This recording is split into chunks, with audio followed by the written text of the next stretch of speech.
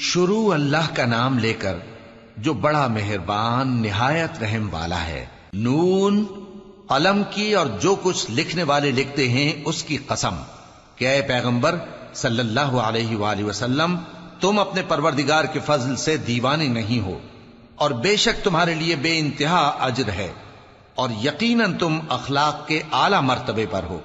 سو ان قریب تم بھی دیکھ لو گے اور یہ کافر بھی دیکھ لیں گے کہ تم میں سے کون دیوانہ ہے۔ تحقیق تمہارا پروردگار اس کو بھی خوب جانتا ہے جو اس کے رستے سے بھٹک گیا، اور ان کو بھی خوب جانتا ہے جو سیدھے رستے پر چل رہے ہیں۔ تو تم جھٹلانے والوں کا کہا نہ ماننا۔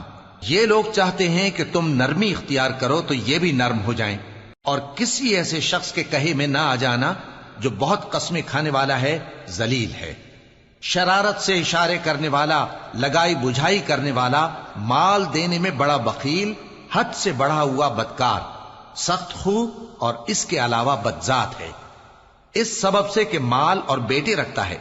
جب اس کو ہماری آیتیں پڑھ کر سنائی جاتی ہیں تو کہتا ہے کہ یہ اگلے لوگوں کے افسانے ہیں، ہم ان قریب اس کی اونچی ناک پر داغ لگائیں گے۔ ہم نے ان لوگوں کی اسی طرح آزمائش کی ہے جس طرح باغ والوں کی آزمائش کی تھی، جب انہوں نے قسمیں کھا کھا کر کہا کہ صبح ہوتے ہوتے ہم اس کا میوہ توڑ لیں گے، اور انشاءاللہ نہ کہا۔ سو وہ ابھی سو ہی رہے تھے کہ تمہارے پروردگار کی طرف سے راتوں رات اس پر ایک آفت پھر گئی، تو وہ ایسا ہو گیا جیسے کٹی ہوئی کھیتی۔ پھر جب صبح ہوئی تو وہ لوگ ایک دوسرے کو پکارنے لگے کہ اگر تم کو کاٹنا ہے تو اپنی کھیتی پر سویرے ہی جا پہنچو۔ سو وہ چل پڑے اور آپس میں چپ کے کہتے جاتے تھے کہ آج وہاں تمہارے پاس کوئی فقیر نہ آنے پائے، اور کوشش کے ساتھ سویرے ہی جا پہنچے، گویا پیداوار پر قادر ہیں۔ پھر جب انہوں نے باغ کو دیکھا تو ویران، کہنے لگے کہ ہم رستہ بھول گئے ہیں، نہیں بلکہ ہم بے نصیب ہو گئے۔ ایک جو ان میں سمجھدار تھا بولا، کیا میں نے تم سے نہیں کہا تھا کہ تم تسبیح کیوں نہیں کرتے؟ دوسرے کہنے لگے کہ ہمارا پروردگار پاک ہے، بے شک ہم ہی قصوروار تھے۔ پھر لگے ایک دوسرے کی طرف رخ کر کے ملامت کرنے، کہنے لگے ہائے شامت، ہم ہی حد سے بڑھ گئے تھے، امید ہے کہ ہمارا پروردگار اس کے بدلے میں ہمیں اس سے بہتر باغ عنایت کرے، ہم اپنے پروردگار کی طرف رجوع کرتے ہیں۔ دیکھو عذاب یوں ہوتا ہے، اور آخرت کا عذاب سب سے بڑھ کر ہوگا، کاش یہ لوگ جانتے ہوتے۔ پرہیزگاروں کے لیے ان کے پروردگار کے ہاں نعمت کے باغ ہیں۔ کیا ہم فرما برداروں کو نافرمانوں کی طرح نعمتوں سے محروم کر دیں گے؟ تمہیں کیا ہو گیا ہے؟ کیسی تجویزیں کرتے ہو؟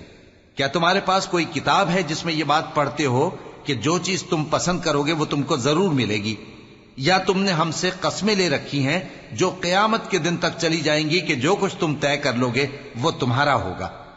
ان سے پوچھو کہ ان میں سے کون اس کا ذمہ لیتا ہے؟ کیا اس قول میں ان کے کچھ شریک ہیں؟ اگر یہ سچے ہیں تو اپنے شریکوں کو لے آئیں۔ جس دن پنڈلی سے کپڑا اٹھا دیا جائے گا اور کفار سجدے کے لیے بلائے جائیں گے، پھر وہ سجدہ نہ کر سکیں گے، ان کی آنکھیں جھکی ہوئی ہوں گی اور ان پر ذلت چھا رہی ہوگی، حالانکہ پہلے اس وقت سجدے کے لیے بلائے جاتے تھے جبکہ وہ صحیح و سالم تھے۔ سو مجھ کو اس کلام کے جھٹلانے والوں سے سمجھ لینے دو، ہم ان کو آہستہ آہستہ ایسے طریق سے پکڑیں گے کہ ان کو خبر بھی نہ ہوگی، اور میں ان کو مہلت دیے جاتا ہوں، میرا داؤں بڑا مضبوط ہے۔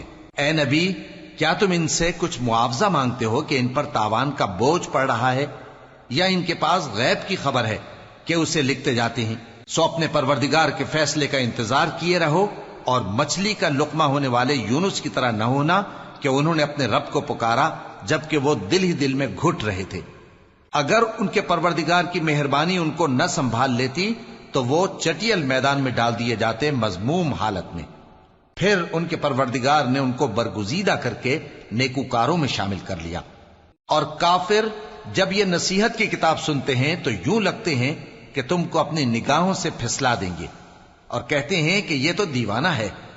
اور لوگوں، یہ قرآن تمام جہانوں کے لیے نصیحت ہے۔